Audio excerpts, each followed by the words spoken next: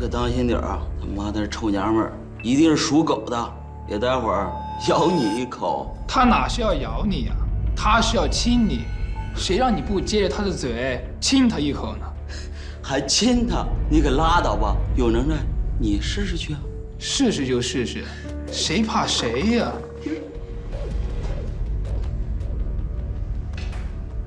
别只顾着看呐，亲呐！你别说，这小姑娘长得还真不赖。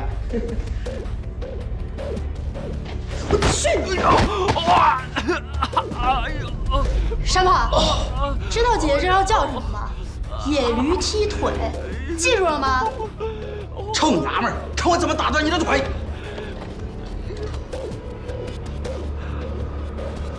这是怎么了？他太嚣张了。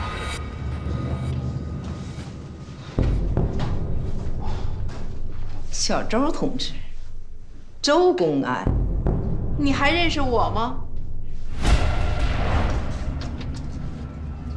不成，我能拿到。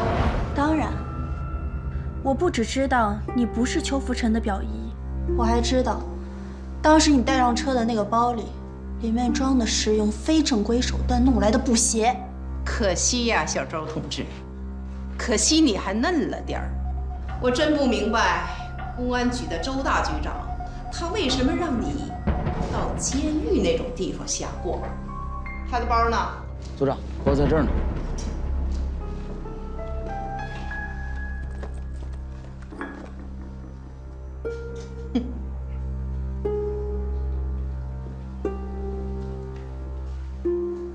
小周同志，如果我没猜错的话，这就是你此次跑到监狱来的收获吧？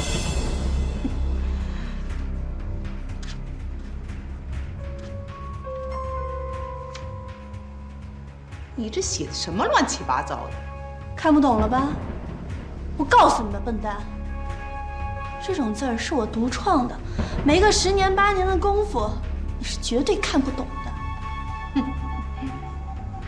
你等着，我会让你哭都找不着调门的。你跟我来。是，组长。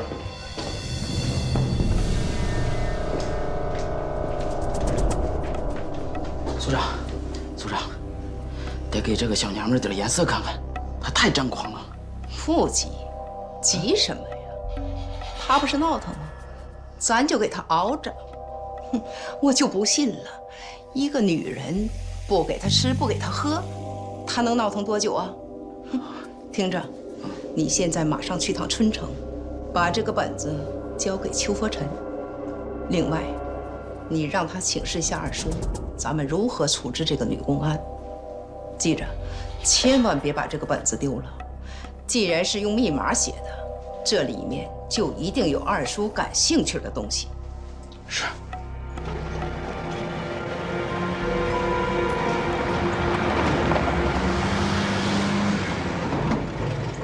刘宁还说什么？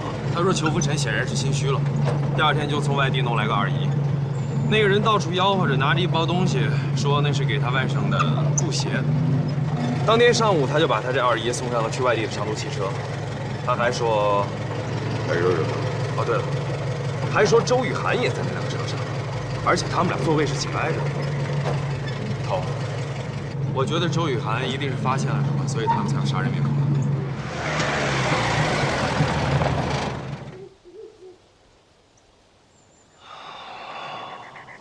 那你再估计一下，周雨涵现在是死是活？这不好说啊。他还活着，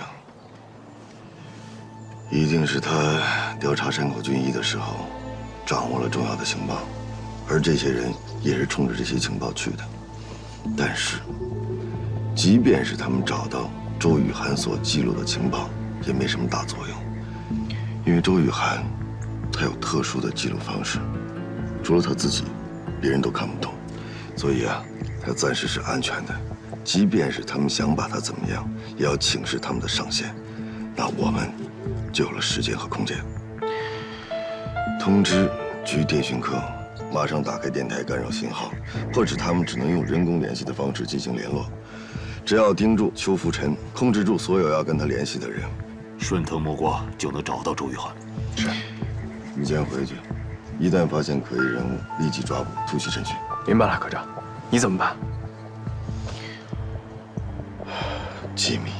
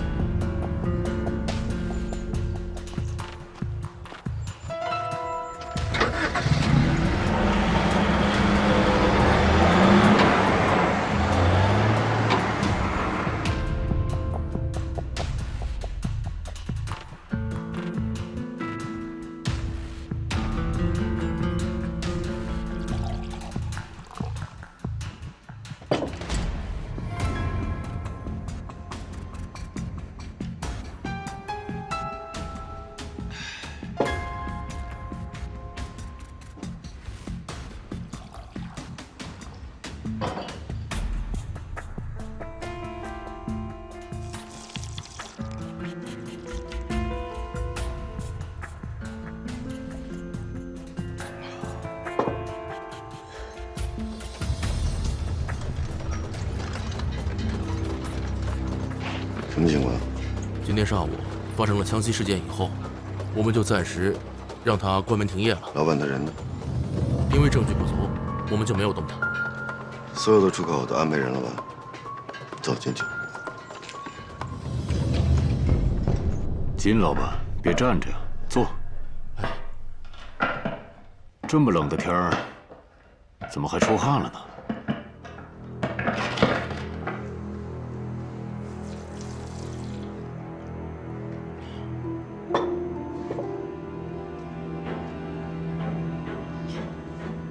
给口水喝呗。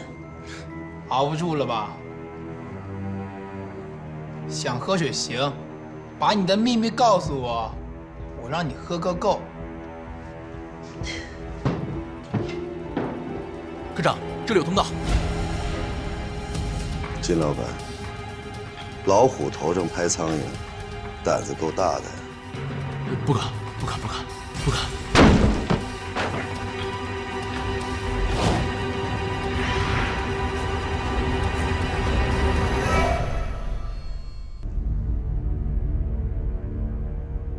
你还是男人吗？哦，对，你不是男人，你是太监。老子是太监，你先别我弄死你！来，有本事你就过来，我倒想看看你是怎么证明你不是太监的。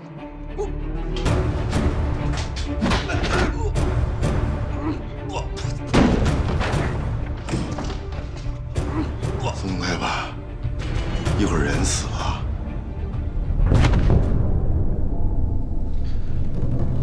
淘气。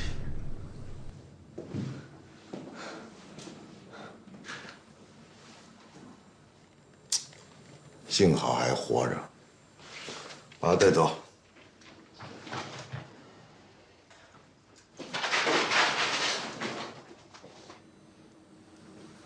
受不少苦吧？咱们俩可算是孟良交战，谁也离不开谁了。先别急着谢我啊！今天救你的主要功臣那是刘宁，回头出去好好谢谢人家。你能先把我放下来吗？渴了吗？我给你倒杯水去。你别跟我贫了，赶紧把我放下来。那么着急啊？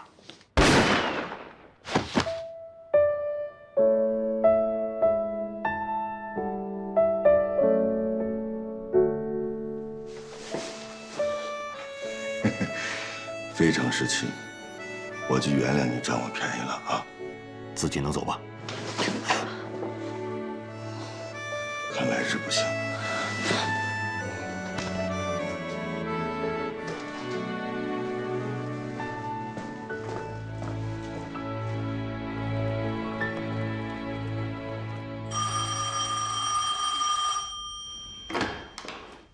喂，这里是大王庄派出所，你找哪位？好的，陆科长，你的电话。找我的？找你的。你好，哪位？啊，虎子，什么事儿？啊，周雨涵已经被我们成功的解救出来了，你马上去报告周局长，最快2、3个小时就把他平安的送回去。还有啊，你务必保管好周雨涵的记录本，那上面记录着2个日本战犯的重要口供，非常有价值。听懂了吗？好。所长，饭给周雨涵送过去了。送过去了。哟，谢谢。那你忙您的，我走了。慢走。食欲够好的呀。是这样啊，我已经把你的事儿向周局长汇报过了。你看这样行不行？趁我现在还有点时间，你把抚顺的情况跟我说一说，我一会儿还有别的任务呢。你还要去哪儿？啊，等你跟我说完之后，我再向您汇报，行吗？那好吧。这次我去抚顺之前，尽管我查阅了有关于苏联伯利军事法庭审讯日本战犯的记录，可是当我看到山口俊一的档案时，我立刻就发现了重大疑点。他的档案袋里只有一张登记表，而且登记事项那里几乎都是空白的。让我没有想到的是，接下来发生的情况却完全出乎我的意料。战犯管理所的张所长告诉我，在日本战败之后，被苏联人关押在伯利的日本关东军司令官山田乙三和日军731部队细菌生产部部长川岛清，已经在上个月由苏联人移交给了抚顺战犯区管理所。和他们一同移交的还有900多名日本战犯。在得知这个情况之后，我很兴奋，当即决定立刻提审山田乙三和川岛清。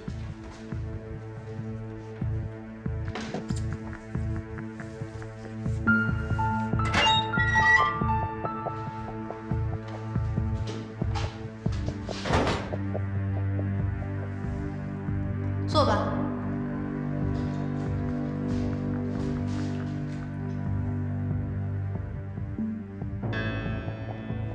山田乙三，山田君，我是春城市公安局。私は中国の公安。这次来，我是让你辨认一个人。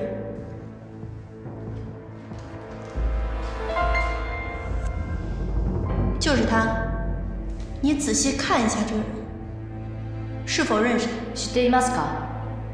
はい、彼は知ってます。是的，他认识。那好，那你就把你所知道的有关他的情况全部告诉我。なら君は知っていることはすべて教えてください。はい。この人は山口純一です。是的，这个人叫山口俊一，是日本关东军第731部队一部的部长，医学博士，少将军衔。一部的职责和任务就是对多种细菌和病毒进行研究和实验。山田乙三，你所说的对多种细菌与病毒进行研究与实验，指的是哪些细菌与病毒？言ってることはどんな菌とウイルスなんですか？ごめんなさい。専門な人じゃないので。因为我并非专业人员，ウイルスの種類は所以对细菌和病毒的种类不是很了解，知道的不多。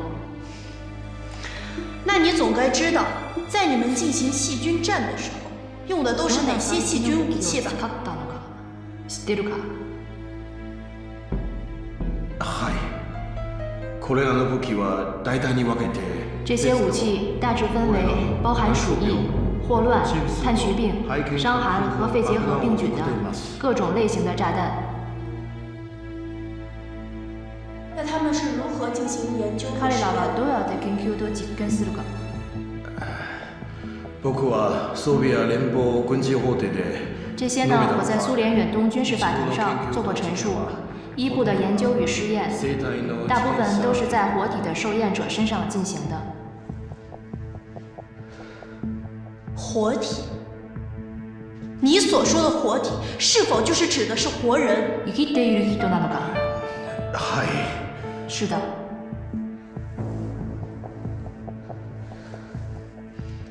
那他们在进行所谓实验的时候，你是否有在現場亲眼看到过？現場で見たか？はい。是的，当时我是去视察，亲眼看到过一次。他描述了山口俊一在做活体解剖时的惨无人道。山口俊一认为，麻醉以后的研究数据是不真实的，所以他在解剖时，受验者发出的叫声是常人所无法想象的。彼らはほとんど中国の反日人他们大部分都是中国的反满抗日志士，还有一部分苏联红军俘虏和给苏联提供情报的人。工房731部隊の刑務所に。这些人都是由住在香港的731部队监狱统一监禁和关押。管轄されてます。而这些监狱也是由山口俊一手管辖的。山田乙三，我要你如实的告诉我，从1932年到1945年这13年的时间里，731部队到底残害了多少这样的受害者？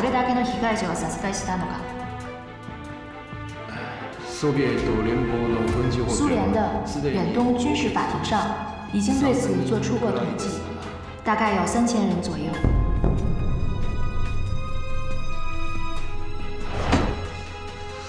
他在撒谎，他们这些编织内幕的人全部都在撒谎，因为在他们战败之前就已经销毁了大批的罪证，并且把大量的原始实验数据还有设备器材全部撤回到了日本藏匿了起来。可是美国人却跟他们达成了交易，以保证他们免于起诉作为条件，把那些数据还有材料据为己有，让那些细菌战犯逃避了东京审判。这也是他们拒不承认全部犯罪事实的原因所在。我真没想到，这个山口俊一这么的可恶、可怕呀！真正可怕的还远不止于此。你知道那个川岛清都说了些什么吗？他说什么？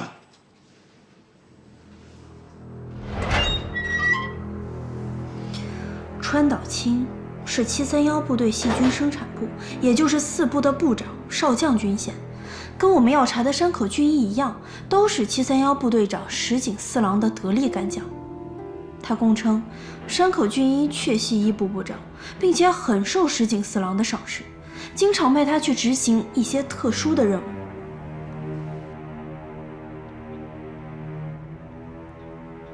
你所说的特殊任务指的是什么？举例说明。戦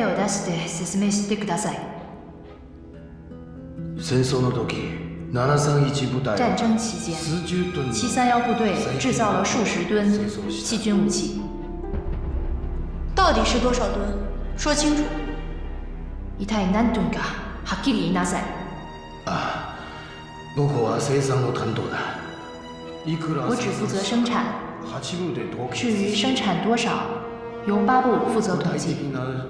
具体的数字我并不清楚。接着说。続けて。戦時に必要なため。为保证战时所需，这些细菌武器都存放在东北的许多地方。知道的人很少。日本战败以前。山口俊一被石井四郎。彼は復帰する前に、天皇は派去执行这项特殊任务。在他归队之前，日本天皇就下了投降的诏书。从此以后，我们就和山口俊一失去了联系。那你知道他去执行任务的地点吗？您を執行する場所は知ってますか？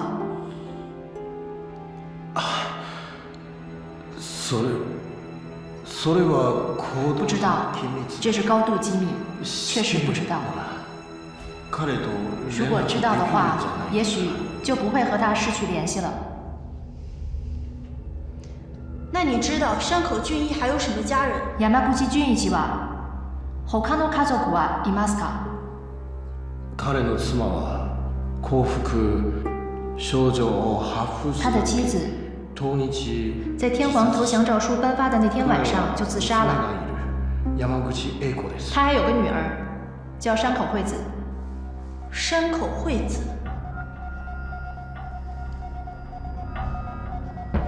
你见过她吗？会ったことありますか？ないです。没有。彼女はその時。山口惠子当时供职于日本特高课，是位高级特工，身份是保密的。他主要负责侦破抗日地下组织、侦捕、审讯和处理抗日组织的特工人员。那关于这个山口惠子，你还知道些什么？山口英子さんは何を知っていますか？ある日山口とお酒を飲んだ時，有一次我和山口君喝酒，平时酒量很大的山口君居然喝醉了，还痛哭流涕的喊着山口惠子的名字。我很惊讶，问他怎么了。山口君悲伤地说：“女儿走了，去执行陆军总部下达的特别任务。他担心再也见不到她了。”我再三追问怎么回事，山口君只说了一句：“他已经变成中国人了。”变成中国人是什么意思？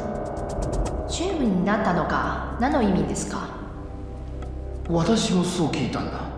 我也这样追问过，可他就是不说。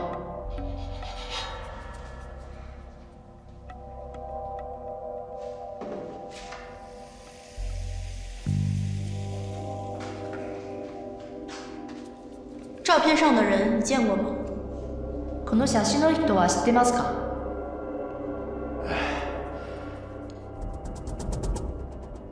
ごめんなさい。非常抱歉，最近我的视力一直不好，况且也没有合适的眼镜，所以我不能确定照片上的人是不是山口惠子。本当にごめんなさい。非常抱歉。你给他看的是谁的照片？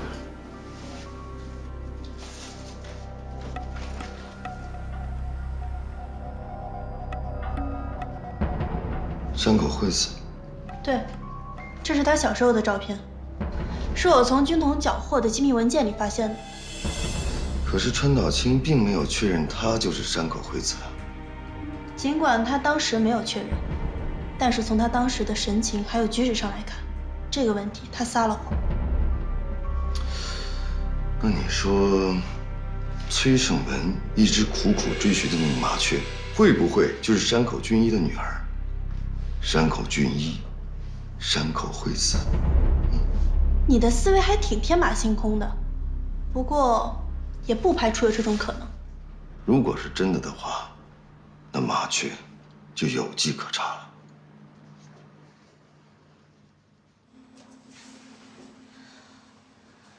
为了进一步核实情况，张所长又带我去见了一个人。那个人姓刘，是当时731监狱里面做饭的一个中国劳工。他在指认了山口俊一之后，又跟我谈了一件事情。日本人曾经让老刘做过一个蛋糕，山口俊一亲自出门把蛋糕端了进去。随后，老刘就听到了一个年轻的日本女人在感谢山口俊一。她说她没想到爸爸会送给自己这样一件生日礼物。这么看，山口俊一是有一个女儿的。可遗憾的是，老刘并没有见到她的模样。而就是这个日本女人在执行陆军总部下达的特别任务。我查到，这个山口俊一，他应该知道谁是麻雀。那也就是说，崔胜文调查麻雀的方向是对的，而这个山口俊一身上隐藏了太多的阴谋了。不行，我得马上去找崔胜文，跟他好好谈一谈，让他把他掌握有关麻雀的所有情报都交出来。因为现在不是他个人恩怨的问题了，这关乎民族大义和国家安危。值得注意的是，山口俊一是研究细菌武器的恶魔，山口惠子也就是麻雀，他的电台偏偏在这个时候出现在春城，这之间有着必然的联系。不行，我必须现在马上把你送过去。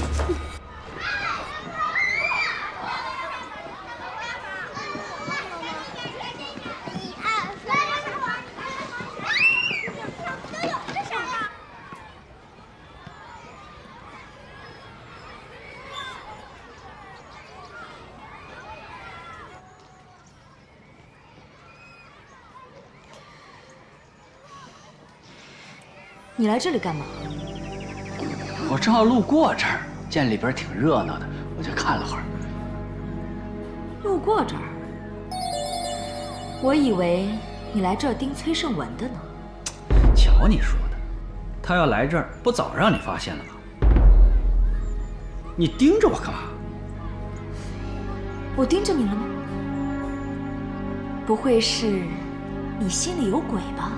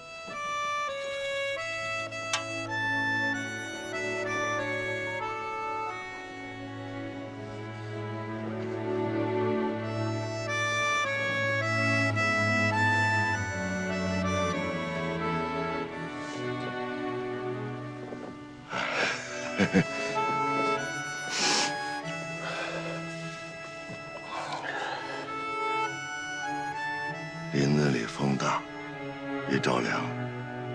我很佩服你，在哪儿都能睡着。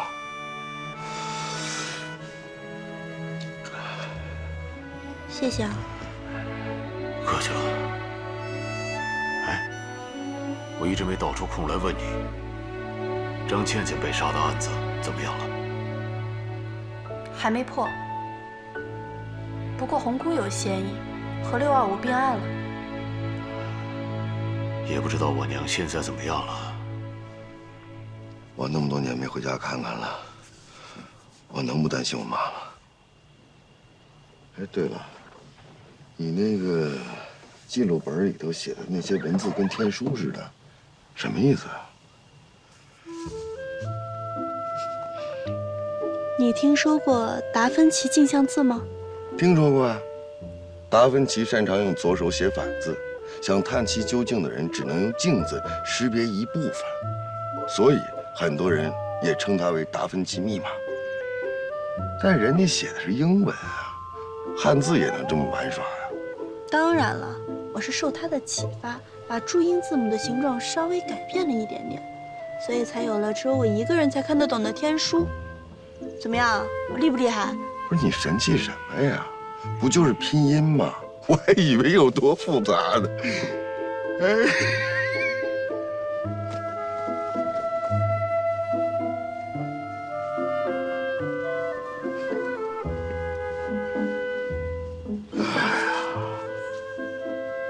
还是穿上自己的衣服暖和。放开你！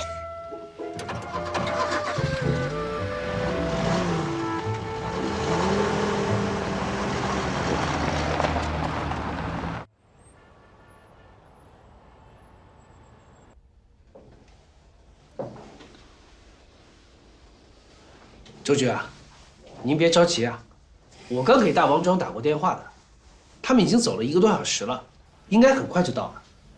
是啊，怎么说也有100多里路呢。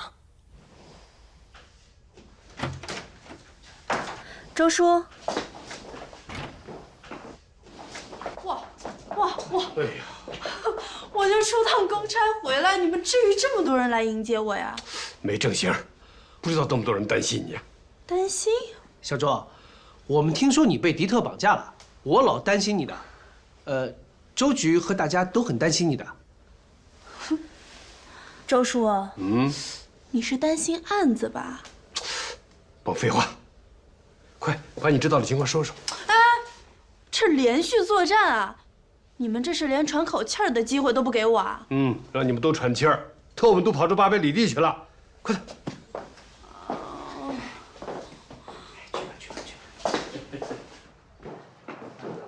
哎，陆先生，陆先生，这。升文睡了吗？啊，没有，在上面等你呢。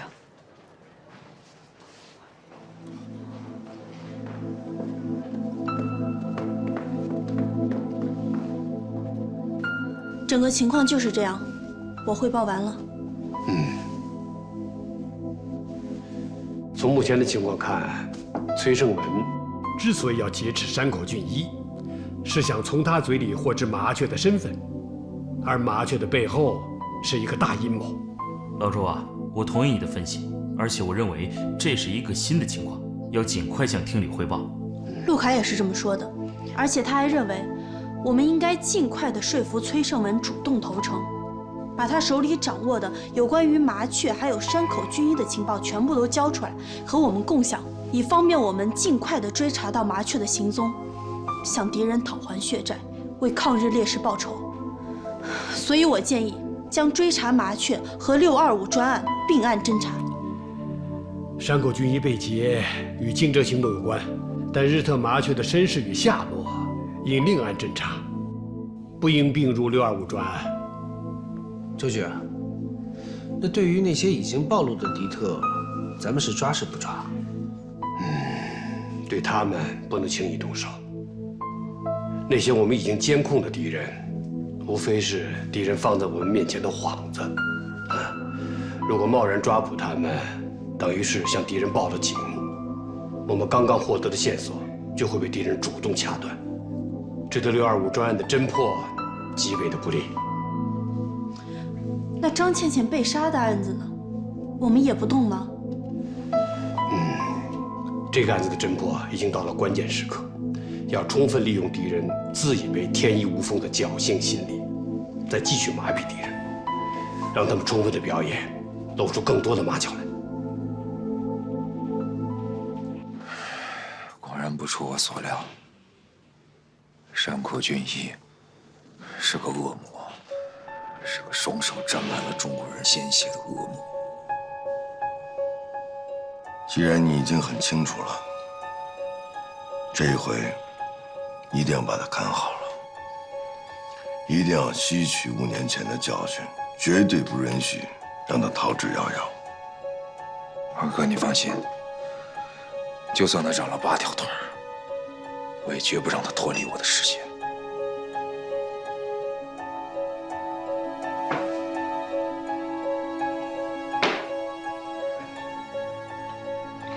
盛伟啊，你想把山口俊一藏起来，是不是为了引蛇出洞啊？不仅要把他引出来，我还要把他抓着，把他千刀万剐，替我死去的那帮兄弟们报仇。痛快，我听着都痛快。但是盛文，我们可不可以试想一下呀？如果说麻雀已经猜透了你的心思，如果说他也知道你并不会把他的父亲怎么样，他就稳稳地躲在暗处，欣赏着你心急火燎、上蹿下跳的表演，有没有这种可能？退一步说，如果他真的被你演出来了，你告诉我，你有多大的把握将他生擒活捉，接受正义的审判？我认为啊，要彻底清算山口俊一这对父女的罪行，仅仅靠你一个人的勇气是不够的。你单独行动，如果失败了，你想过后果吗？他们会加快实施罪恶的步伐，那样的话就会威胁到国家安全，无数人的生命。你好好想想，我们只是刚刚的接触到了和他有关系的线索，他们就对周雨涵痛下杀手，这说明什么？这说明他们紧张了，他们害怕真相水落石出，这背后一定隐藏着一个巨大的秘密，否则他们不会负隅顽抗、丧心病狂的。这不是一件小事儿啊！那你的意思是？你真想听吗？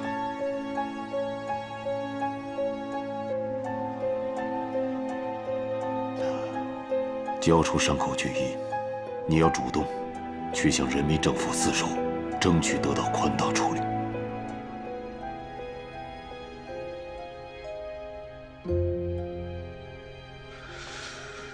二哥，我答应你。我希望尽快。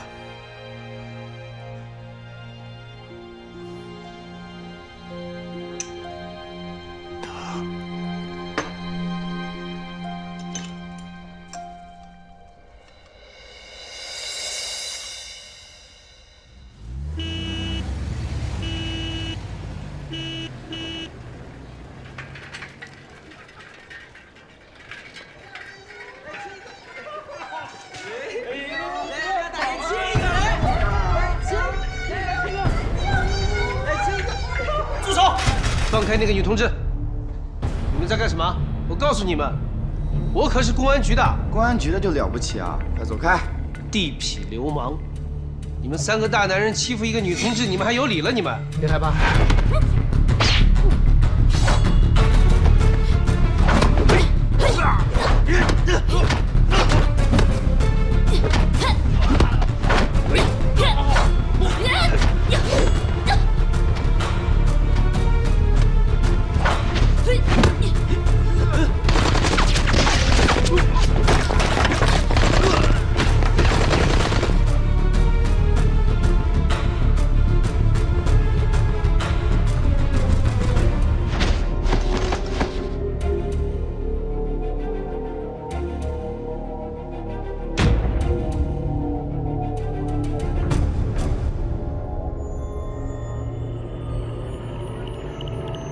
别动！你们到底是什么人？该死的人！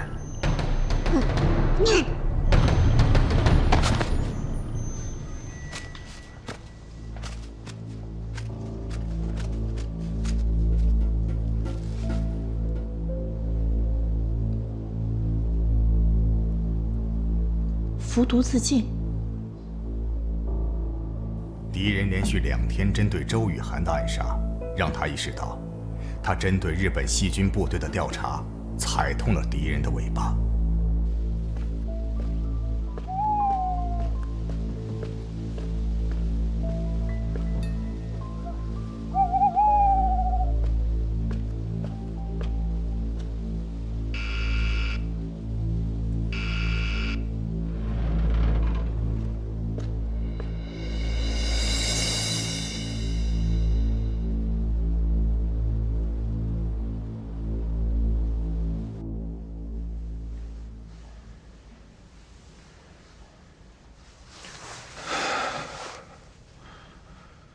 这么晚了找我来，一定有什么事儿吧？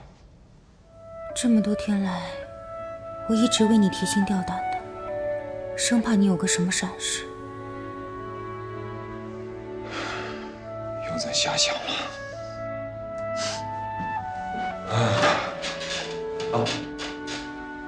我今天看到我二哥了。他们没有把你怎么样吧？他们能把我怎么样？他们可是我的生死兄弟，而且没准以后还会成为我的好帮手。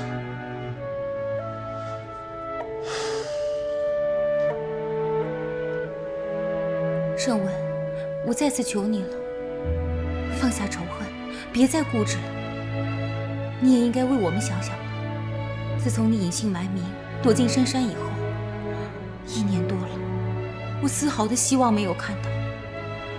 反而还闻到了危险的气味。我们趁这个时候一起走吧，去香港，去美国。我不求荣华富贵，我只求安安静静的，能跟你过平淡的日子就足够了。人这一生纷纷扰扰，功名利禄，都是过眼云烟而已。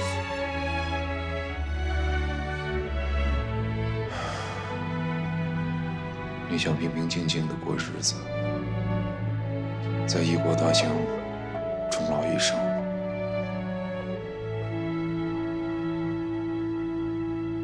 可是有人不答应。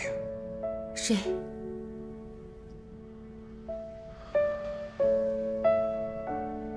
我那帮被日本人害死的兄弟们，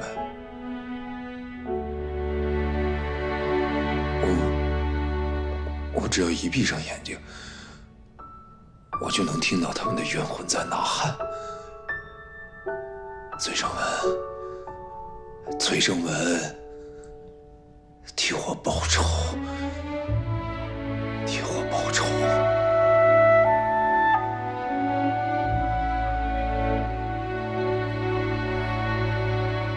盛文，无论发生什么事，我都会陪你在一起。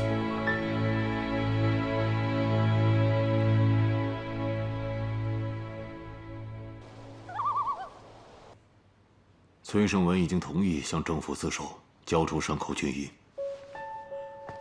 周局长，敌人劫持山口俊一，说明他与惊蛰行动有关，而麻雀是山口的女儿，恰恰在这个时候再次出来活动，二者之间可能存在一定联系。所以，我请求上级批准，将抓捕麻雀和捣毁惊蛰行动并案处理，一起找出那只麻雀的行踪，从而找出隐藏在他们背后的巨大阴谋。你觉得怎么样？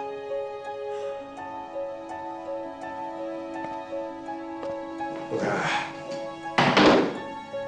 你这个要求我不能同意。为什么呀？你能说说理由吗？你要什么理由啊？这还不清楚吗？我不清楚啊。我甚至都不理解啊。你不理解？我提醒你，你是个受党教育多年的干部，老同志。是，你是为革命做过一些工作，但是这不能成为你居功自傲的理由。甚至你违反了组织纪律，你还浑然不知。哎呦，我居功自傲？局长，您得说清楚，我浑然不知什么呀？你最大的问题就是，把个人感情和工作混为一谈，忽略了全局工作的重点。我们现在的工作重点是破坏敌特的惊蛰行动，不是追查麻雀的下落。而你过分地夸大了崔胜文个人的作用，这还不够吗？我绝对没有。您冤枉我了！我向毛主席保证，我绝对没有。周局长，这个麻雀的存在，它不是虚构的，而且它会成为我们侦破惊蛰行动的重大阻碍。我承认，这一切都是基于我的设想与推断，但这不是没有可能的。但大胆设想，小心求证，这不就是我们的工作方法吗？即便是这样，你也不能违反组织纪律。那个崔胜文现在什么身份，你不清楚吗？他现在还是特闲，这是阶级立场问题。你听着，你马上叫那个崔胜文回来投案自首，交出山谷俊一，争取宽大处理。等我们主动抓到他，性质就变了。周局长，该跟您反映的，我都如实反映了。如果您只是简单的处理的话，那我只能向您的上级反映了。什么？嘿，你可来劲儿了你啊！你向党中央、毛主席反映也没用。侦破惊蛰行动是我们工作的重中之重，你和那个崔胜文的个人恩怨，给我无条件的靠边站。对了，你去告诉那个崔胜文，我现在3天之内给我回来投案自首，这是命令，否则我撤你的职。局长，我听您的。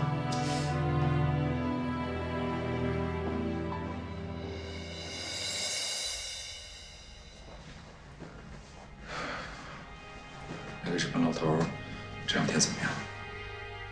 你放心吧，一切都很正常。我就是睡觉，也是睁开眼睛的。记住，如果我不在的时候出现什么异常状况，活了命也不能让他跑了。必要的时候干掉他，千万不要心慈手软。我知道了。这种暗无天日的日子，什么时候才能熬到头？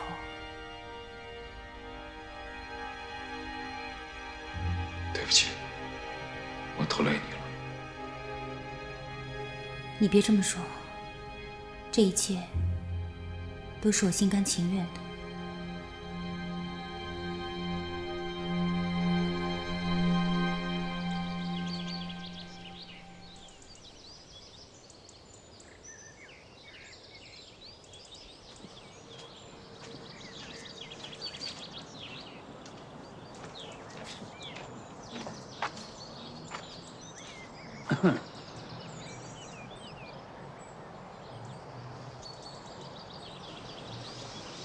乔双，你来啦？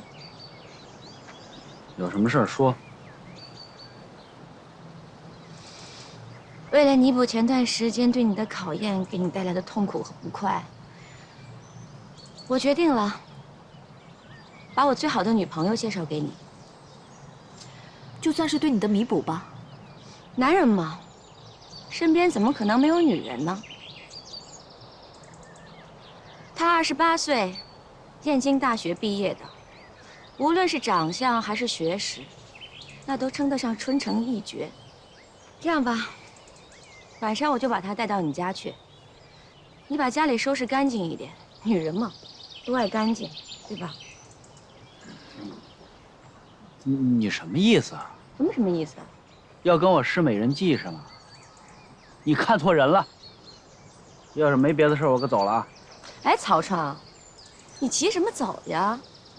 哎，你要是老这样的话吧，我倒是对你有一点点怀疑了。那只有共党才拒绝美人计呢，对吧？我不想听你废话。那要废话是二叔的指示呢？二叔让你明天就出发，带上你绘制好的地形图去澳门。这是二叔的意思，让你俩假扮夫妻一道出行，为了掩人耳目的，还算是废话吗？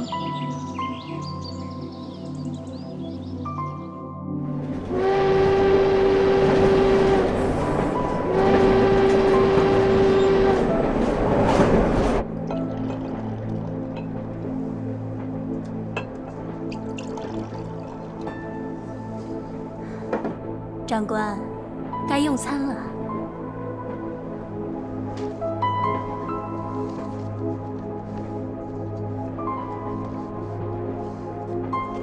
这都是你带的？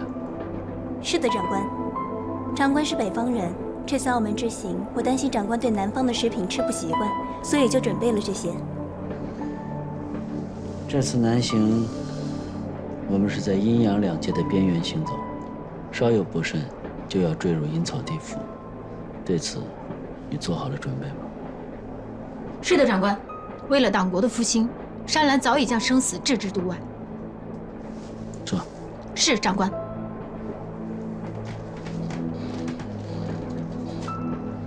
一个人的言行举止，很可能会暴露他不该暴露的东西。从现在开始，你不要再叫我长官了，以免被别人发现你军人的身份。当然，这也是为了安全。那我是叫您亲爱的呢，还是 darling 呢？我觉得这样的称呼好像是更符合我们假扮夫妻的身份吧。这个你随便。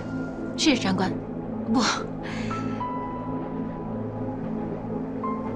亲爱的，这次旅行，你是想和我做假夫妻呢，还是真夫妻啊？咱们这次的目的地很可能是刀山火海，千万不能掉以轻心。只有活着，才能享受美好的生活，对吗？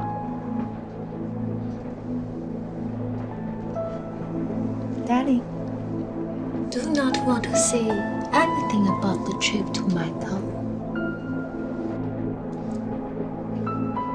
愿我们能活着回来。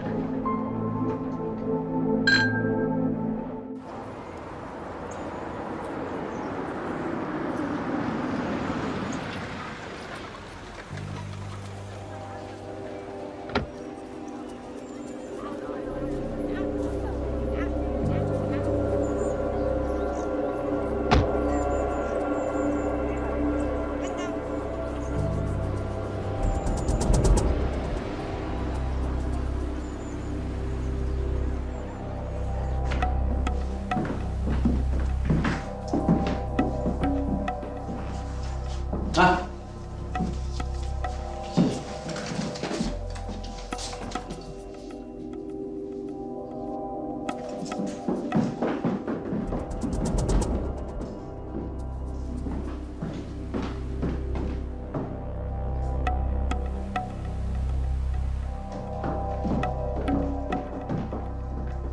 兰兰，饭菜一会儿就到，咱吃完了就过去。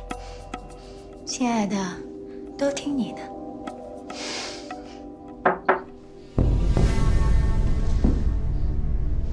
我去。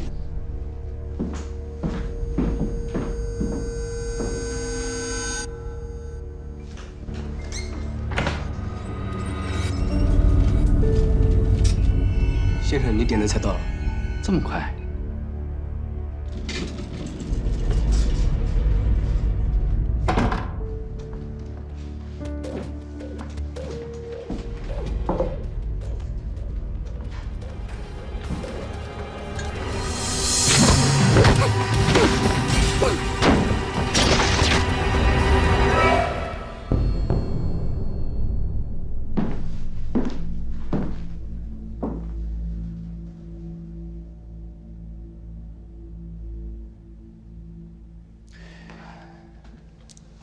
连顿饭都不让吃了。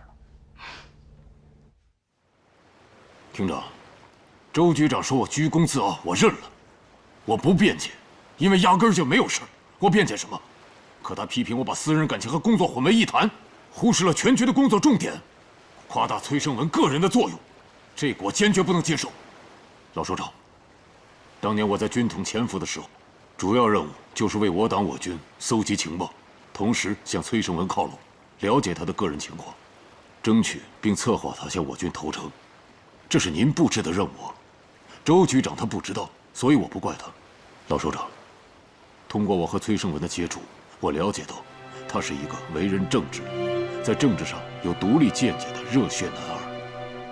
抗战胜利之后，他亲眼目睹了国民党内部派系斗争、贪污腐败的事实，所以他对国民党丧失了信心。他接受了我对他的争取，向我军投诚。可是，在关键时刻，他突然诈死，神不知鬼不觉地失踪了。我承认，他利用了我们，利用了所有人。可这正是因为，一个像鬼魂一样缠绕了他多年的人，杀死了他的30多个兄弟，至今还下落不明的日本间谍麻雀。而这个麻雀的父亲，极有可能就是日本731细菌部队的杀人恶魔山口俊一。哦，这可是个很重要的情报。敌特劫走山口俊一，我怀疑这件事情与惊蛰行动有关，所以我建议将抓捕麻雀并入625专案。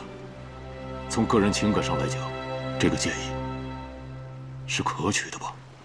而且，周雨涵去抚顺战犯管理所了解的那些情况，我相信你已经知道了。可提供这些情报的人是谁呢？正是崔胜文。老首长，据各种迹象分析，这个麻雀和山口俊一极有可能和我们正在侦办的惊蛰行动这个案子有关联。我们为什么不顺水推舟去抓获这个麻雀呢？这样对我们侦破惊蛰行动这个案子有事半功倍的效果。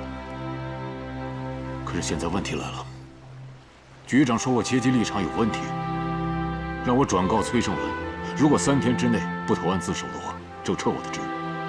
哎，怎么办啊？哎，老周这个人呐，脾气是急了点儿，但是他现在重任在肩呐，压力巨大呀，说话硬邦了点儿，也可以理解，你说是吗？嗯。再说，你是他的爱将，他骂你几句，嚷你2声就受不了了，不至于吧？咱们搞侦查工作的，有特殊的修养，要学会控制自己的情绪，你说呢？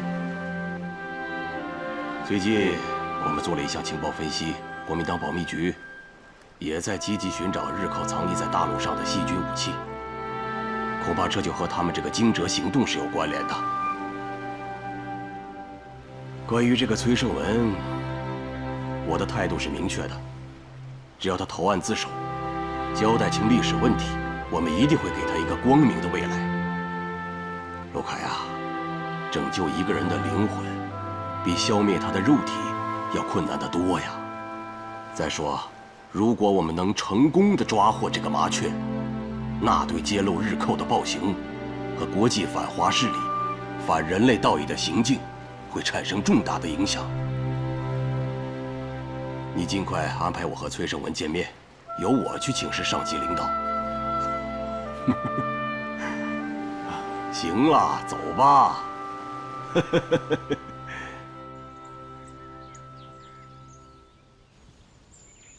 小崔啊，对于你我们还是了解的。在抗日战争时期，你不畏强敌，不怕牺牲，自发运用你的聪明才智，和残暴的日寇斗智斗勇。这一点，我们是永远不会忘记的。你以为你和陆凯都是自发的抗日行为？不是的。比如营救战俘和取证日本细菌作战部队的暴行，其实这些啊，都是我交给陆凯的任务。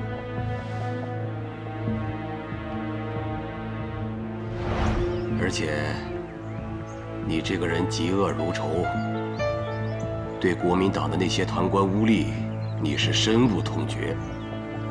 为此，他们还差点把你置于死地，是这样吧？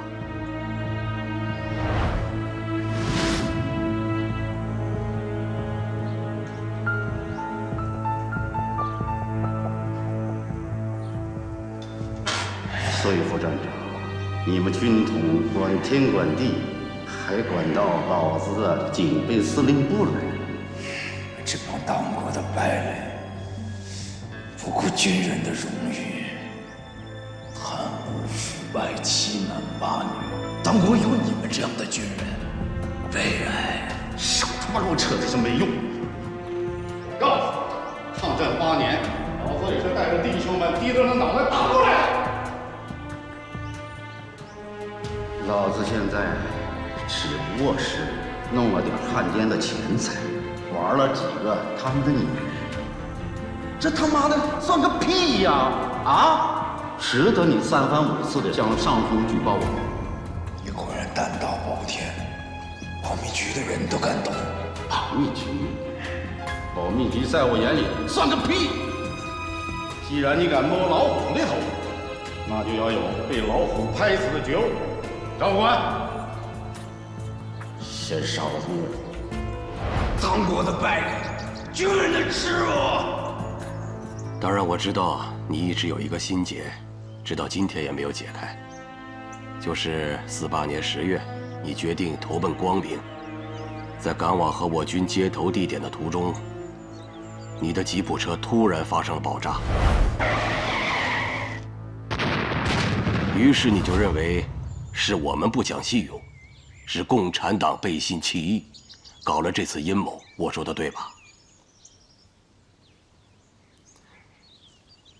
小崔啊，你一直追着陆凯，要能够证明那不是我们所为的物证。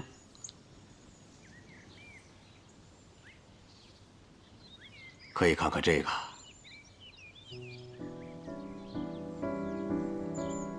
这是你的兄弟曹创当年截获的电文，就是保密局下达的对你的密裁令。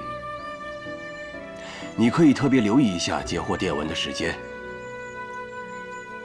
当时曹创在抄收电文，这个时候你的吉普车已经出了门口，那就是说他在截获电文和你吉普车出门这2件事情，在时间上是重叠的。曹创为了营救你，他冒险用明码电报通知了陆凯。你投诚的意愿已经暴露了。陆凯为了营救你，立刻带人赶赴接应地点，但是万万没有想到，在半路上有不明身份的人员对他进行了狙击，于是延误了他到达接应地点的时间。我们可以想一想啊，按照正常来讲，只有收到密裁令之后，保密局才会对你采取措施。那么为什么有人会提前埋伏在陆凯他们的必经之路上呢？小崔啊，你不要忘了，如果我们共产党真的要杀你的话，那当年警备司令秘密处决你的时候，我们就用不着出手相救了。你还记得46年秋天吗？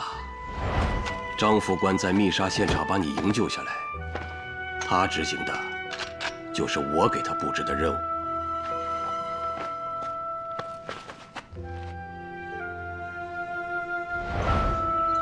张副官是我的救命恩人，我一直都想当面对他表示我的感恩之心。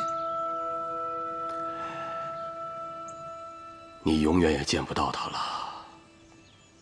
在营救你的第2天，他就牺牲了。但是他的牺牲，同样也是为了营救你。虽然我已经命令张副官立即撤退，但是他年轻气盛啊，非要再回到办公室去取一份密件，把他带回解放区。不料被警备司令给扣押了。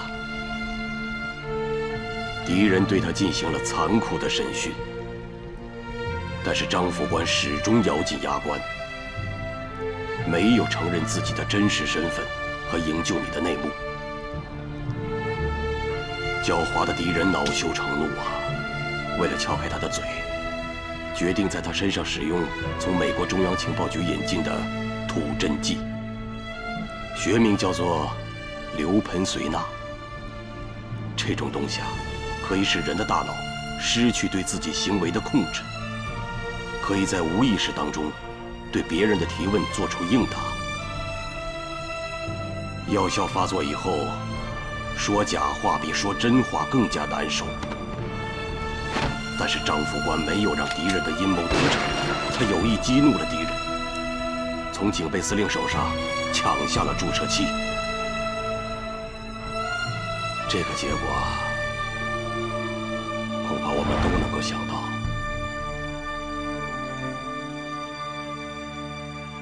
张副官用自己的牺牲，对你向上级申诉赢得了时间。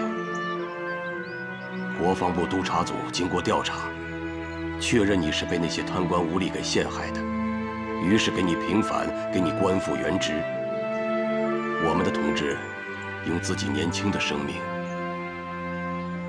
换回了你的性命，这难道还不说明问题吗？